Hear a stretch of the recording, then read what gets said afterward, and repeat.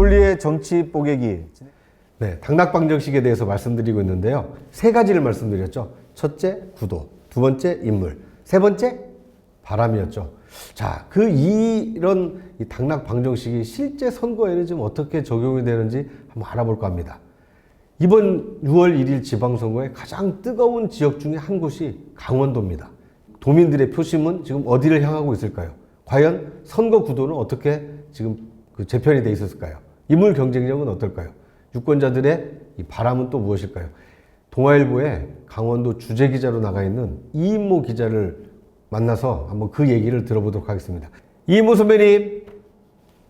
안녕하세요. 이인모입니다. 저희가 지금 이제 그 선거 결과를 예측하는 세 가지를 지금 알아보고 있거든요. 강원도지사 선거가 지금 어떻게 전개되고 있는지. 자, 첫 번째, 선거 구도는 좀 어떻습니까? 강원도지사 선거구도는 지금 1대1 맞대결이 거의 성사가 됐습니다. 더불어민주당 이광재 후보와 국민의힘 김진태 후보가 각 당의 대표 주자로 선정이 됐습니다.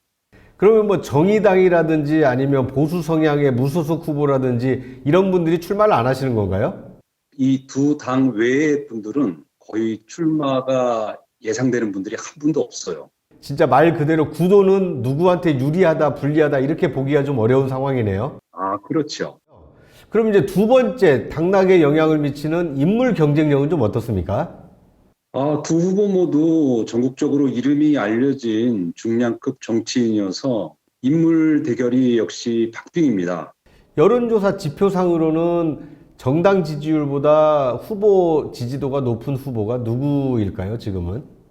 최근에 지역 여론조사에서는 김진태 후보가 10% 미만에서 조금 앞서는 것으로 나오고 있어요. 하지만 아직 선거운동 기간이 좀 많이 남아있고, 이광재 후보가 아시다시피 본인이 출마한 4번의 선거에서 한 번도 지지 않은 선거 승부사라는 점 때문에 현재 단계에서는 좀 속단하기는 이른 것 같습니다.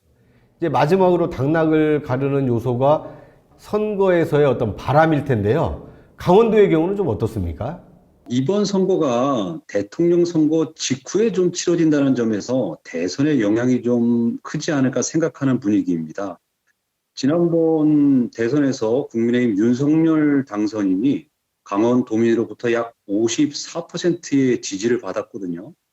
그래서 그런 영향이 이번 지방선거까지 이어지지 않을까 예상을 하고 있습니다.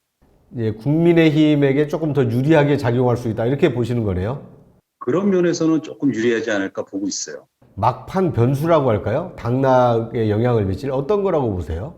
역시 이번 선거의 가장 큰 변수는 영동권 표심입니다. 두 후보 모두 강원도 영서 출신이라서 영동권에 대한 표를 누가 먼저 확보하느냐가 굉장히 관건인데요.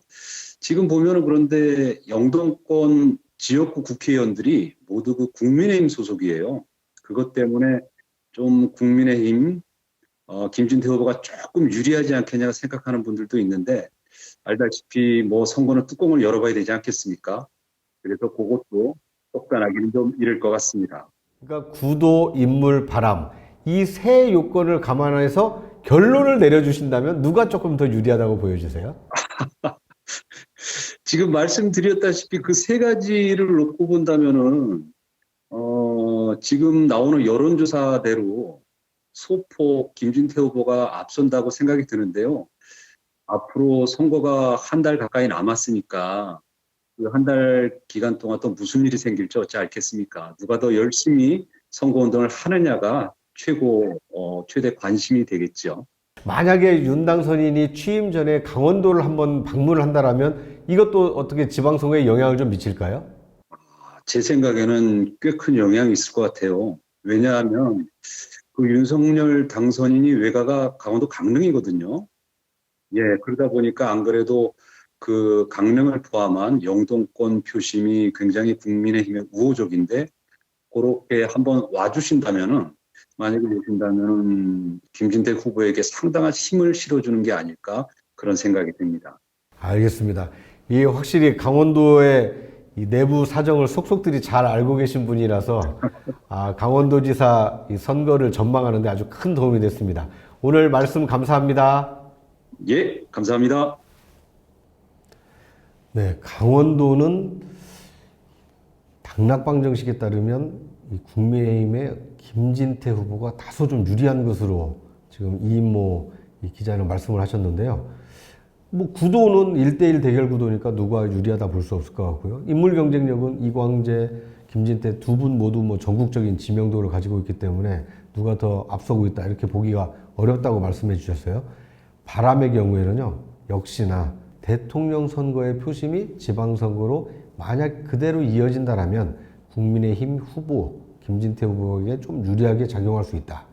그런데 이제 저는 이모 선배님의 말씀을 듣다 보니까 이광재 후보의 이 선출직 4연승이 과연 여기에서 멈출 것이냐, 아니면 막판 뒤집기를 통해서 이 연승을 이어갈 것이냐, 이게 하나의 좀 변수가 될 것 같습니다.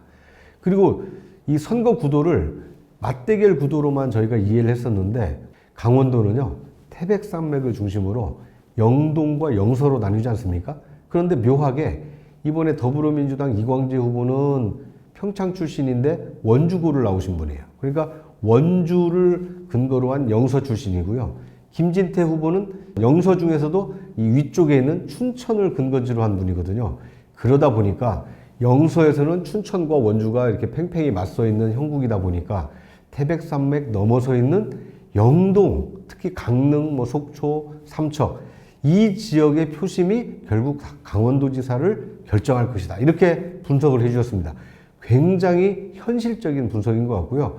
저희도 영동 지역 주민들의 표심이 어떻게 작용하는지 관심을 가지고 지켜보도록 하겠습니다. 자, 어떠셨나요?